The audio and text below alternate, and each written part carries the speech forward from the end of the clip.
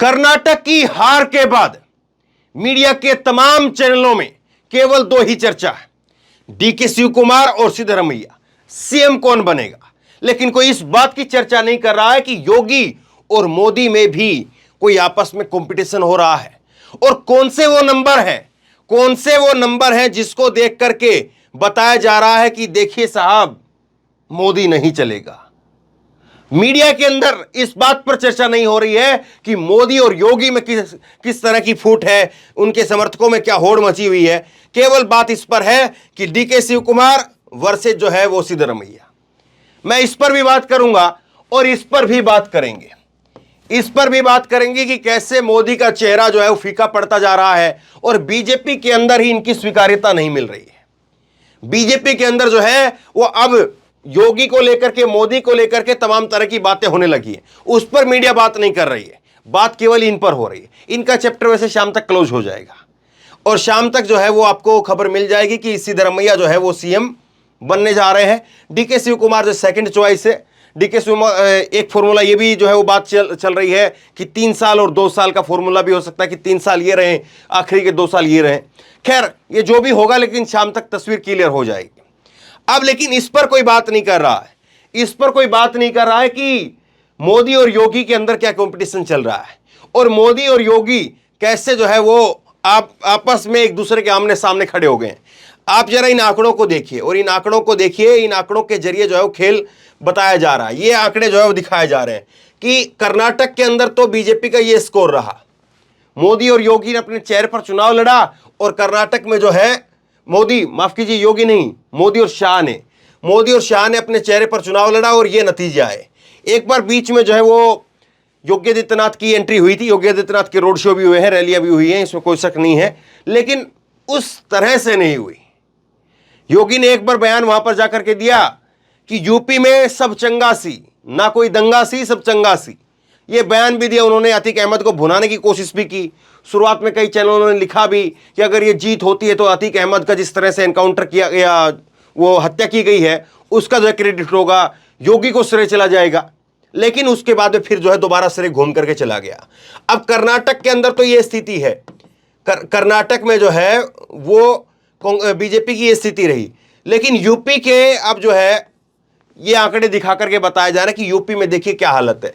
UP में BJP को mayor में 17 में से 17, और इसी पर जो है वो योगी का चेहरा चमकाया जा रहा है और बताया जा रहा है कि देखिए साहब, योगी हैं 17 में से 17 लेकर के आए, 100% का रिजल्ट लेकर के आए। और आप यहां पर क्या कर रहे हैं, आप यहां पर 224 में से 136 और 66 भी नहीं पहुंच पाया, 65 पर रह गए आप। तो 29% के करीब जो है वो आपका यहां पर स्ट्राइक रेट है। अब देखिए, ये आप नगर पंचायत का देखेंगे तो भी आप आंकड़ा देखिए, नगर पालिका का देखेंगे तो भी आप देखिए, और मेयर के चुनाव में तो योगी की बम है ही है।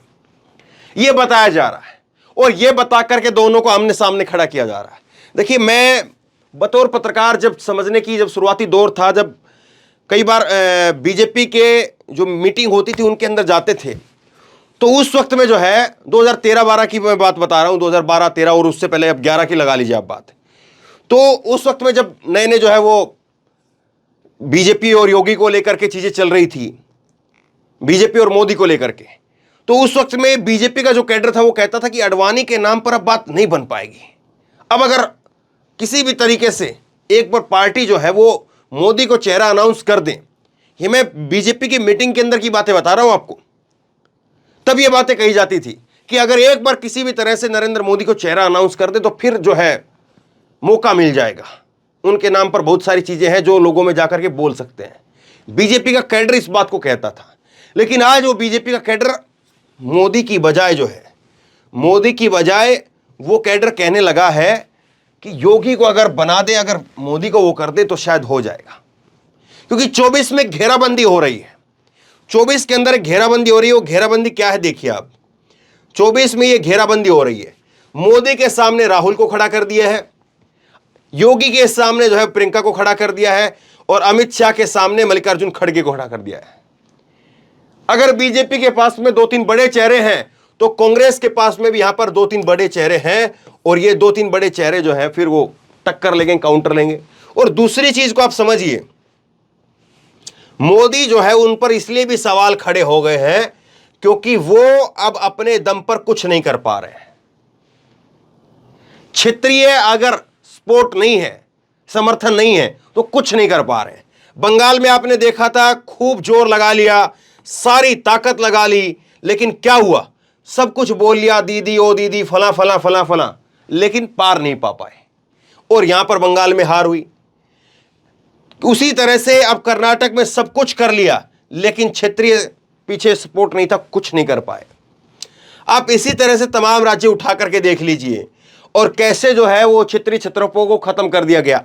गुजरात चुनाव की बात बता देता हूं मैं आपको। गुजरात चुनाव अभी हाल के अंदर हुए और गुजरात चुनाव में एक बड़ी फेमस लाइन निकली थी, गुजरात का सीएम कौन? ये बात बीजेपी के नेताओं से पूछी जाती थी और बीजेपी के नेता बगले झांकते थे। गुजरात का सीएम तक नहीं पता लोगों को कि गुजरात का सीएम कौन है। अभी भी अगर आपके माइंड में है, आपको पता है गुजरात का सीएम कौन, तो नीचे लिख करके बताइए मुझे।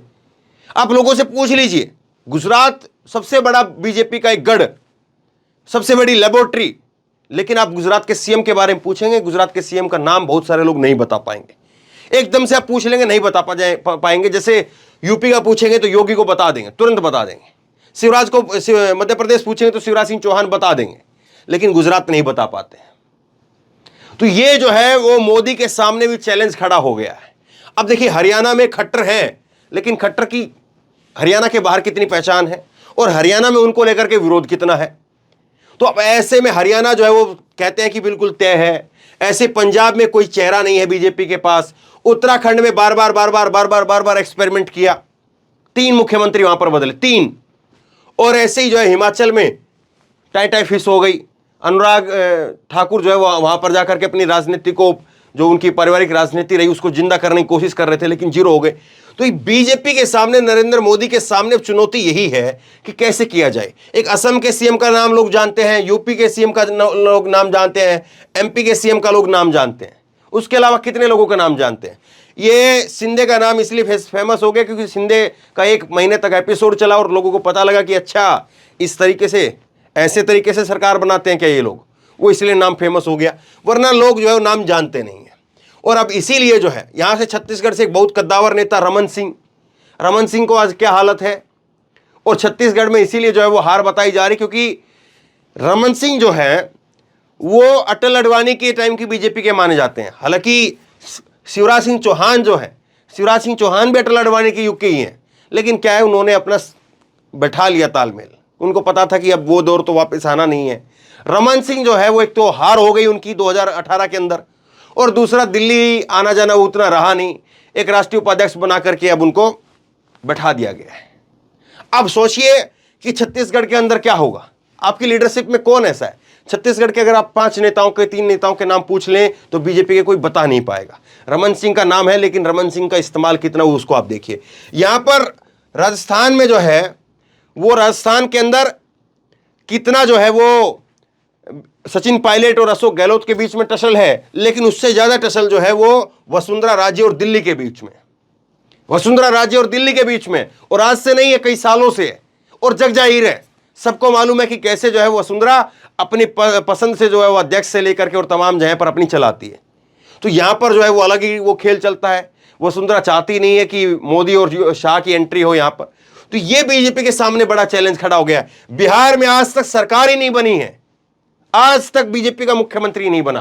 क्यों? क्योंकि नेता ही कोई नहीं है। सुशील मोदी को बनाने की कोशिश की थी, लेकिन उनसे कुछ हो नहीं पाया, और बस आखिर में अब उनको घुमा फिरा करके दिल्ली ले आए, राज्यसभा में बैठा दिया उनको कि अब यहां बैठो। अब सम्राट चौधरी को लेकर के आए बिहार के अंदर, लेकिन सम्राट चौधरी को कोई कितना जानता है? शायद बिहार में बहुत सारे लोग नहीं जानते होंगे। तो ये बीजेपी के सामने बड़ी समस्या खड़ी हो गई। यहां पर बीजेपी कहीं है ही नहीं। हैदराबाद, तेलंगाना की आप बात करेंगे, उड़ीसा की बात करेंगे तो उड़ीसा में नवीन पटनायक अपना आराम से कुर्सी लगा करके बैठे हुए हैं, कोई चिंता नहीं उनको। तो ये सारे जो है वो देश की स्थिति आप देखिए। अब ऐसे में बीजेपी के सामने सवाल ही खड़ा हो गया है, और बीजेपी में इस बात का द्वंद्व चल रहा है, इस बात की टकराव चल रहा है कि अब मोदी जो है वो कर नहीं पा रहे हैं, अब मोदी के बस की बात है नहीं, अब जो है वो योगी को लाना पड़ेगा। ये जो है, ये यहां पर जो आपको बहस दिखाई जा रही है, ये तो केवल टाइम भरने वाली बात है कि ठीक है, कुछ ना कुछ तो चलाना ही है, कुछ ना कुछ तो करना ही है। अब ऐसा तो रहा नहीं।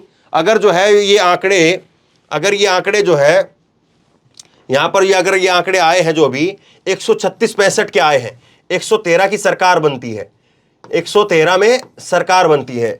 अगर ये आंकड़े जो है वो कहीं पर 100, ये आप मान करके चलिए कि 115 अगर कांग्रेस के आए हुए थे, सरकार तो तब भी बन जाती, और 115 के साथ में जो है वो 110 जो है 110 यहां पर बीजेपी के अगर आए होते, तो ये जो है 3-4 दिन तक खेल ये चलता, रिजोर्ट पॉलिटिक्स चलती कि फलाने 20 विधायक उस होटल में ठहरे, फलाने 20 विधायक उस होटल में ठहरे, वो वहां से वो फ्लाइट पकड़ करके उनको वहां छोड़ा गया, फिर ये चलाते। तो ये तो केवल आप जो तस्वीर आप देख रहे हैं ना, ये जो लड़ाई आप देख रहे हैं कि डीके शिव कुमार या सिद्धरमैया, ये केवल टाइम भरने वाली बात है कि टाइम को भरा जा रहा है कि हाँ 2-3 दिन अब दिखाएं, क्या कुछ ना कुछ तो दिखाना पड़ेगा। तो चलिए, जब तक पार्टी अनाउंस नहीं करती है तब तक ये चलता रहेगा, और जब ये चलेगा तब उसके बाद में 1-2 दिन जो है वो सिद्धरमैया को बना देंगे, तो डीके शिव कुमार के किसी भाई को पकड़ेंगे, किसी समर्थक को पकड़ेंगे और उसकी बाइट दिखाएंगे, उसको चलाएंगे कि देखिए उसने ये किया, उसने वो किया। लेकिन इस पर कोई बात नहीं हो रही है, क्योंकि अब बीजेपी के अंदर जो है वो खेमेबाजी कैसे शुरू हो गई है। बीजेपी के अंदर कहते थे कि एक जो है वो फोन चला गया, एक मैसेज चला गया, एक इशारा कर दिया, एक आंख घुमा दी, उंगली कर दी, तो बात वही फाइनल हो जाती थी। लेकिन अब बात वो फाइनल नहीं हो रही है।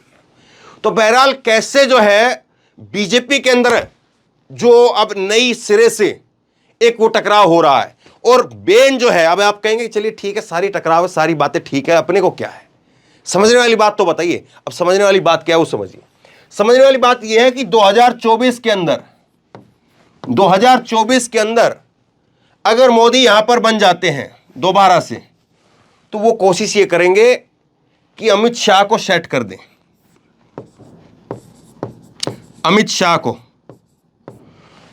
और अगर 2024 के अंदर यहां पर नहीं हुआ मोदी का, तो फिर क्या होगा? फिर खेल ये होगा कि साहब तो दिन दोबारा आएंगे नहीं, साहब की उम्र जो है वो करीब 80 के करीब चली जाएगी, तो साहब तो जो है फिर रिटायरमेंट। वैसे भी बीजेपी ने 75 का एक नियम बनाया है, तो साहब की उम्र तो उस रिटायरमेंट के जो एक इनका 75 का बैरियर है उसके पास चली जाएगी। फिर कौन? फिर रास्ता क्लियर।